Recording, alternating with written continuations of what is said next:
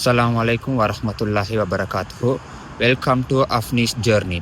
இன்றைக்கி இந்த வீடியோவில் என்ன பார்க்க போகிறோம்னு கேட்டால் ஒரு குக்கிங் vlog ஒன்று தான் பார்க்க போகிறோம். இன்றைக்கி 2 கெஸ்ட் எங்கள் வீட்டுக்கு வாரேன்னு சொன்னாங்க. அவங்களுக்கு குக் பண்ணுறதுக்கு தான் ரெடி ஆகி கொண்டிருக்குது. என்ன ஃபுட் குக் பண்ண போகிறேன்னு கேட்டால் க்ரீமி மஷ்ரூம் பாஸ்தா. இது ஃபஸ்ட் டைம் நான் ட்ரை பண்ண போகிறேன். என் லைஃப்லேயே நான் குக் பண்ணிடல, இதுதான் ஃபஸ்ட் டைம் குக் பண்ணுறேன்.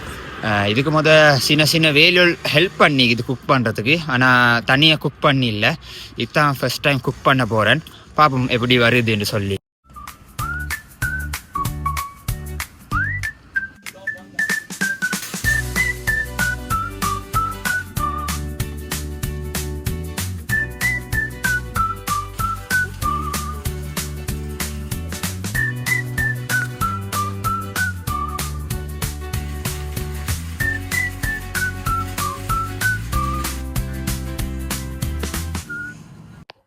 குக்கிங் செய்கிறதுக்கு என்னென்ன சாமான் தேவையோ எல்லாம் எடுத்து வச்சாச்சு. எல்லா இன்க்ரீடியண்ட்டும் எடுத்து வச்சு கட் பண்ணி வச்சுக்கிறேன்.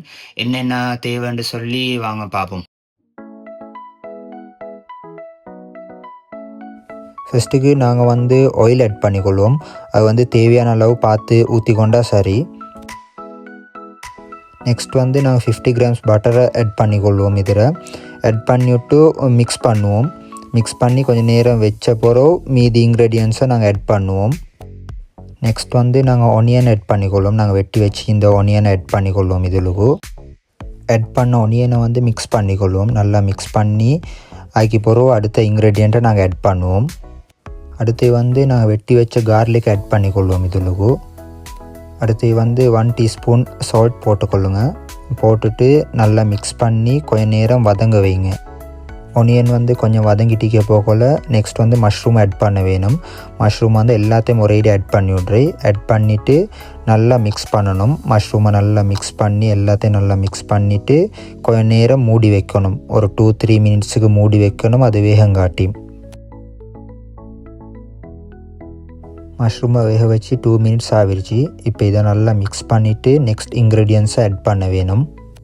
நெக்ஸ்ட் தேவையான அளவு பெப்பர் பவுடர் ஆட் பண்ணிக்கொள்கிறேன். அதே மாதிரி தேவையான அளவு சில்லி ஃப்ளேக்ஸும் ஆட் பண்ணிக்கொள்கிறேன். இது ஏன் ஆட் பண்ணுறேன்னு கேட்டால் சீஸியாகவும் மீக்கணும் பாஸ்தா, அதே மாதிரி ஸ்பைஸியாகவும் மீக்கணும் சுட்டி நான் ஆட் பண்ணிக்கொள்கிறேன். அது உங்களுக்கு தேவையான மாதிரி ஆட் பண்ணிக்கொள்ளலும். எவ்வளோ ஸ்பைசி வேணுமோ எவ்வளோ சீஸி வேணுமோ அது உங்களுக்கு ஏற்ற மாதிரி ஆட் பண்ணிக்கொள்ளலும். இப்போ நான் பாஸ்தா ரெடி பண்ணுறதுக்கு முன்னுக்குள்ளே சட்டியில் தண்ணி வச்சுட்டு இதுக்கு 2 டீஸ்பூன் சால்ட் ஆட் பண்ணுறேன். நான் 500 கிராம்ஸ் பாஸ்தாக்கு தான் இந்த இன்க்ரீடியண்ட்டை போட்டு செய்கிறேன். நான் ஸ்பெகத்தி பாஸ்தா தான் யூஸ் பண்ணுறேன். ஏன்னு கேட்டால் அப்போ தான் கொஞ்சம் நல்லா சீஸியாக க்ரீமியாக நல்லா ஈக்கும். மஷ்ரூமுக்கு நல்லா ஈக்கும் ஸ்பெகத்தி தான். நெக்ஸ்ட் நாங்கள் பான்னாவை ஆட் பண்ணுவோம். பான்னா 500 ml யூஸ் பண்ணுறேன். ஏன்னு கேட்டால் 500 கிராம் பாஸ்தா யூஸ் பண்ணுற சுட்டி அதே மாதிரி 500 ml பான்னா யூஸ் பண்ணுறேன். அப்போ தான் மிச்சம் க்ரீமியாக நல்லா ஈக்கும். அதை சுட்டி தான் நான் கொஞ்சம் கூட குவான்டிட்டியாக யூஸ் பண்ணுறேன். அதுக்கப்புறம் பான்னாவை நல்லா மிக்ஸ் பண்ணுங்கள். நல்லா மிக்ஸ் பண்ணி ஒரு 2-3 மினிட்டுக்கு பான்னா வேக வைங்க. வெந்த பிறகு அடுத்த இன்க்ரீடியன்ஸை நாங்கள் ஆட் பண்ணுவோம். நெக்ஸ்ட் நான் சீஸ் ஆட் பண்ணுறேன். நான் 4 ஸ்லைஸ் சீஸ் ஆட் பண்ணுறேன். அது உங்களுக்கு விருப்பமாக இருந்தால் ஆட் பண்ணிக்கொள்ளலும், இல்லாட்டி ஆட் பண்ணாமல் மீக்கலும்.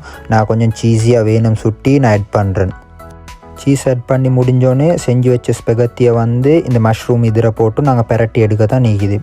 எடுத்தோடனே ஃபைனல் டிஷ்ஷை நான் உங்களுக்கு ப்ரெசென்ட் பண்ணுறேன்.